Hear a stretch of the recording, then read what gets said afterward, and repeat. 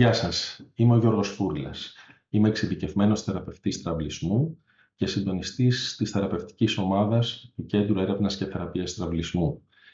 Θέλω να σας προσκαλέσω σε ένα εξαιρετικό διεθνές συνέδριο με θέμα Many Voices in Stuttering and Cluttering που θα πραγματοποιηθεί στις 15 Σεπτεμβρίου στο Πανεπιστήμιο Σαϊλέσια στην πόλη Κατοβίτση της Πολωνίας.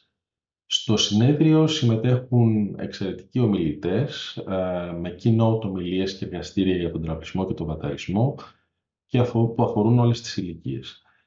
Είναι μια ευκαιρία συνέβρεσης με πρόσωπα που τραυλίζουν και κλινικούς που εξειδικεύονται στον τραυλισμό και τον βαταρισμό από όλο τον κόσμο.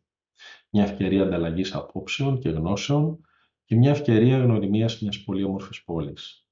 Many Voices in Stuttering and Cluttering. Κατοβίτσε, Πολωνία, 15 Σεπτεμβρίου. Σας περιμένω.